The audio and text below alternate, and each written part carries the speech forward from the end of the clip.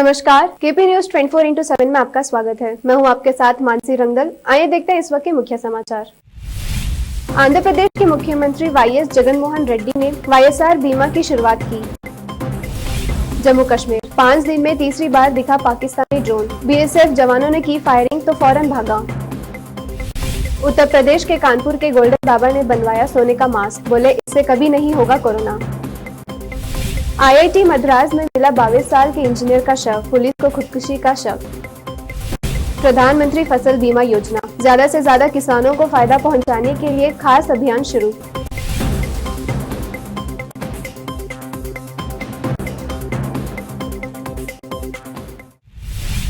अब समाचार विस्तार से। आंध्र प्रदेश के मुख्यमंत्री वाईएस जगनमोहन रेड्डी ने गरीबों की मदद के लिए एक वर्चुअल वाईएसआर बीमा योजना शुरू की है। इस मौके पर जगन ने कहा कि सरकार वर्ष 2021 और 22 के लिए करीब 700 करोड़ रुपए की लागत से 1.32 करोड़ गरीब परिवारों को मुफ्त बीमा मुहैया करा रही है। मुख्यमंत्री जगन ने तारेप्ले कैंप कार्यालय में योजना की शुरुआत की। मुख्यमंत्री जगन ने कहा कि जिन गरीब परिवारों का मुखिया खो गया है, उनके लिए बीमा योजना शुरू की गई है। बीमा गरीब परिवारों को किसी भी बोझ या परेशानी से बचाएगा। उन्होंने स्पष्ट किया कि बीमा का पूरा भुगतान सरकार द्वारा किया जाएगा। मुख्यमंत्री ने कहा, हम 18 से 50 वर्ष की आयु के व्यक्ति की प्राकृतिक मृत्यु के लिए 1 लाख रुपए की सहायता प्रदान करेंगे। 18 से 70 वर्ष की व्यक्ति की मृत्यु या विकलांगता की स्थिति में 5 लाख का बीमा प्रदान किया जाएगा। उन्होंने कहा कि केंद्र ने 1 अप्रैल 2020 को योजना से वापस लिया था। हालांकि राज्य सरकार ने गरीबों की मदद करने और राज्य सरकार की पूरी कीमत पर इसे लागू करने के विचार के साथ आगे बढ़ने का फैसला किया।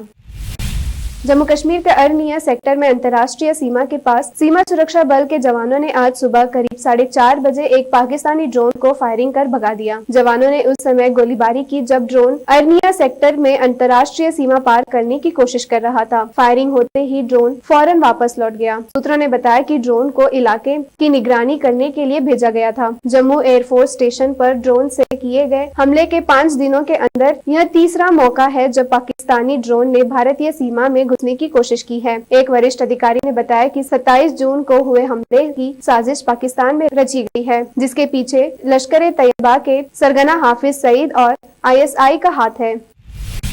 कोरोना से बचने के लिए हर किसी के लिए इन दिनों मास्क लगाना जरूरी हो गया है। इतना ही नहीं, मास्क अब हमारे लिए इतना जरूरी है कि भले ही हम घर से निकलते समय कोई दूसरी चीज भूल जाएं, लेकिन मास्क नहीं भूल सकते। वहीं दूसरी तरफ मास्क अब कुछ लोगों के लिए फैशन ट्रेंड सा बन गया है। लोग अपने ड्रेस के मैचिंग का मास्क लगाने लगे हैं। लेकिन अब हम जो आपको बताने जा रहे हैं वो बात सुनकर आप हैरान रह जाएंगे। वो ये है कि कानपुर के जाने माने गोल्डन बाबा ने सोने का मास्क बनवाया है, जो इन दिनों सुर्खियों में छाया हुआ है। जी हाँ, उत्तर प्रदेश के कानपुर में गोल्डन बाबा के नाम से मशहूर मनोजानंद महाराज के नाम से भी जाना जाता है। उन्होंने सोने का मास्क बनवाया है। इस मास्क की कीमत लगभग 5 लाख रुपए बताई जा रही है। उन्होंने यह भी कहा कि इस मास्क से कोरोना बिल्कुल नहीं होगा। चेन्नई स्थित आईआईटी मद्रास परिसर के अंदर से शुक्रवार को एक 22 साल के इंजीनियर की लाश मिली। शुरुआती जांच में पता चला है कि प्रोजेक्ट असिस्टेंट के तौर पर काम करने वाले शख्स की मौत आत्महत्या की वजह से हुई है।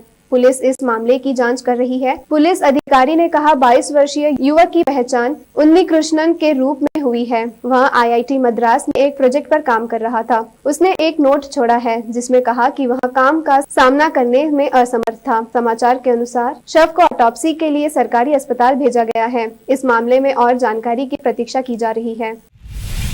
साल 2022 में होने वाले उत्तर प्रदेश विधानसभा चुनाव से पहले सियासी दलों में आरोप प्रत्यारोप और जुबानी जंग का दौर तेज हो चला है। मुख्य विपक्षी दल समाजवादी पार्टी ने छोटे दलों के साथ गठबंधन करके चुनाव लड़ने का फैसला किया, तो बसपा सुप्रीमो मायावती ने निशाना साधा। मायावती ने कहा कि ज्यादातर बड़ी पार्टियों ने सपा से किनारा कर लिया है, इसीलिए अब वह छोटी पार्टियों के गठबंधन के सहारे लड़ेगी। ऐसा करना सपा की महालाचारी है। बसपा अध्यक्ष और उत्तर प्रदेश की पूर्व मुख्यमंत्री मायावती ने शुक्रवार को अपने ट्वीट में कहा, समाजवादी पार्टी की घोर स्वार्थी, संकीर्ण व खासकर दलित विरोधी सोच एवं कार्यशैली आदि के कड़वे अनुभवों तथा इसकी भुक्तभोगी होने के कारण देश की अधिकतर बड़ी व प्रमुख पार्टियां चुनाव में इनसे किनारा करना ही ज्यादा बेहतर समझती है, जो सर्वविदित है। अब समय एक छोटे से ब्रेक का। हेलो, अरे मेरी बातचीत हो गई यार वो खान साहब से, तुम बार बार फोन करने का मकसद ही नहीं है। छोड़ दो, तुमको कोई सर्वर नंबर मालूम है। हाँ भाई हमारे पास 6 से 6 है, सब पीसफुल है। मैं करता हूँ अरे भाई कौन सी न्यूज़ जेन्युइन है, कौन सी न्यूज़ फेक है, कौन सी न्यूज़ नहीं है, कौन सी न्यूज़ पुरानी है, समझ में नहीं आ रहा। एक पे बता रहा 30 जनों को मारे, एक पे बता रहा 15 जनों को मारे। क्या है सही है क्या गलत है समझ में नहीं आ रहा। 1000 कंधों में नहीं जाना। केपी न्यूज 24/7 हिंदी चैनल है। हाँ। सीधा उसके ऊपर डाउनलोड करो, उसके बाद देखो पल पल की खबर आपको मिल जाती। अब भी डाउनलोड कर लेता हूँ, पहले सब्सक्राइब करो यूट्यूब पे। यस आप लोग भी KP news 24/7 Hindi news channel है, इसको सब्सक्राइब करिए, अप टू डेट रहिए, जल्दी कीजिए। केपी चैनल के निर्देशक और नूर शिक्षण संस्थान के अध्यक्ष मोहम्मद अयाज खान ने एक बार फिर आगे आकर जरूरतमंदों की तरफ मदद का हाथ बढ़ाया। राज्य में अप्रैल माह से लॉकडाउन की स्थिति बनते हुए अब जब संपूर्ण लॉकडाउन किया गया है, ऐसे में रोज काम करने वालों का रोजगार छिन जाने या अन्य कामकाज बंद रहने से परेशान चल रहे लोगों को अयाज खान ने अपनी ओर से मुफ्त राशन किट वितरण किया। अयाज खान मुसीबत के समय लोगों की मदद के लिए आगे आए हैं। वह हमेशा लोगों के कठिन समय में उनकी किसी न किसी प्रकार से बिना किसी भेदभाव से मदद करते आए हैं। बीदर में लॉकडाउन के शुरू होते ही उन्होंने लोगों को संकट का सामना न करना पड़े इसलिए राशन किट वितरण किया। शहर में विभिन्न क्षेत्रों में राशन किट वितरण कर रहे हैं। इसके अलावा खान साहब के कॉलेज तक पहुंचे जरूरतमंद लोगों को भी किट दिया जा रहा है। अयाज खान का कहना है कि लॉकडाउन के कारण लोगों में परेशानी और डर है। ऐसे में लोगों का कामकाज बंद रहने से कठिनाई का सामना कर रहे लोगों को परेशानी न हो, इसलिए सभी धर्मों के लोगों को यह राशन किट बांटे जा रहे हैं। ब्रेक के बाद आप सभी का स्वागत है। देखते हैं आगे के समाचार।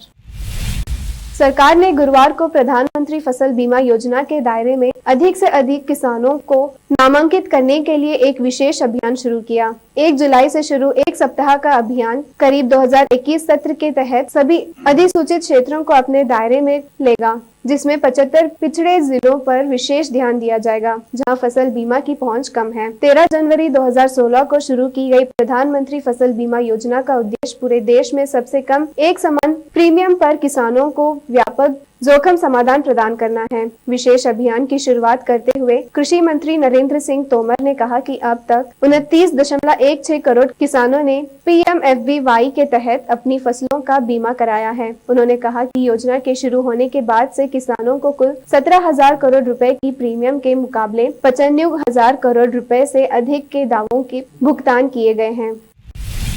अरुणाचल प्रदेश में 4 राजनीतिक दलों के नेताओं ने राज्य के क्षेत्र में बदलाव की कोशिश के अलावा कई कानूनों और संविधान का जानबूझकर उल्लंघन करने के आरोप में मुख्यमंत्री पेमा खांडू और केंद्रीय खेल मंत्री किरेन रिजिजू के खिलाफ पुलिस में एक शिकायत दर्ज कराई है। पापुम पारे जिले में किमिन पुलिस थाने में गुरुवार को दर्ज शिकायत सीमा सड़क संगठन के असम में किमिन का नाम बदलकर बिलगढ़ करने से जुड़ी है।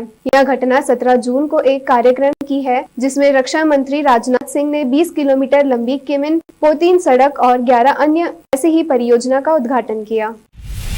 पंजाब कांग्रेस में जारी कहल खत्म करने के लिए पार्टी आलाकमान की तरफ से जल्द बड़ा फैसला लिया जा सकता है। सूत्रों के अनुसार पार्टी आलाकमान नवजोत सिंह सिद्धू पर मेहरबान नजर आ रहा है और उन्हें जल्द ही कोई बड़ी जिम्मेदारी दी जा सकती है। अगले साल होने वाले पंजाब विधानसभा चुनाव को देखते हुए पार्टी आलाकमान पंजाब में एंटी इनकम्बेंसी को देखकर दूर करने की कोशिश में है। इसके लिए कैप्टन अमरिंदर सिंह मंत्रिमंडल में बदलाव हो सकता है। कोऑर्डिनेशन कमेटी ने भी इसकी सिफारिश की है। नवजोत सिंह सिद्धू अभी दिल्ली में मौजूद है और हाल ही में उन्होंने कांग्रेस महासचिव प्रियंका गांधी से मुलाकात की। हालांकि सूत्रों के अनुसार राहुल गांधी नवजोत सिंह सिद्धू से नाराज चल रहे हैं और सोनिया गांधी से अब तक उनकी मुलाकात नहीं हो पाई। सूत्रों के अनुसार कांग्रेस हाईकमान नवजोत सिंह सिद्धू को पंजाब में कैंपेनिंग कमेटी का चीफ का पद देना चाहता है, लेकिन सिद्धू हाईकमान के इस ऑफर से खुश नहीं है।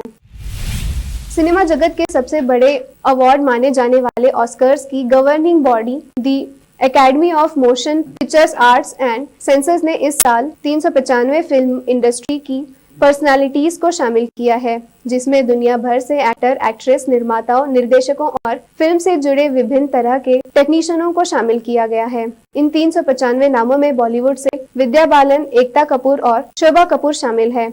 एकेडमी ने साल 2016 में दुनिया भर से रिकॉर्ड 928 लोगों में कमेटी में शामिल होने के लिए निमंत्रण भेजा था, जिनमें भारत से शाहरुख खान, देवगन, सौमित्र चटर्जी, तब्बू, आदित्य चोपड़ा, नसीरुद्दीन शाह, डॉली अहलवालिया, बल्लू सलूजा, अनिल मेहता, मेहदाबी मुखर्जी जैसे नामों का शुमार था। इसके बाद साल 2020 में भी ऑस्कर कमेटी की तरफ से कई भारतीय फिल्मकारों और टेक्नीशियनों को कमेटी में शामिल होने का निमंत्रण मिला था।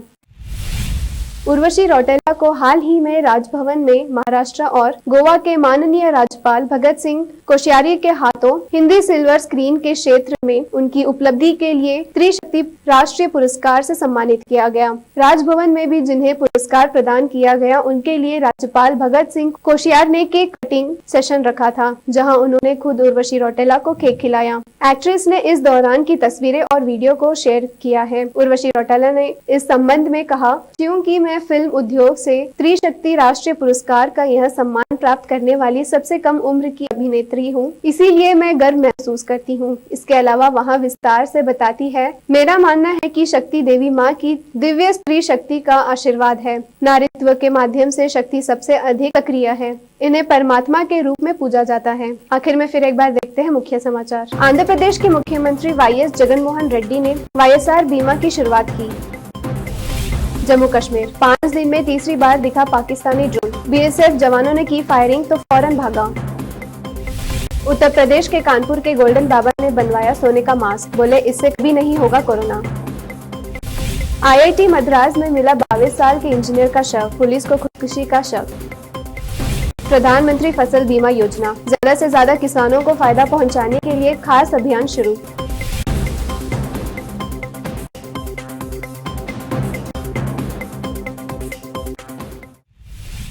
केपी न्यूज में फिलहाल इतना ही। देश प्रदेश के समाचारों के लिए देखते रहिए केपी न्यूज 24/7। धन्यवाद।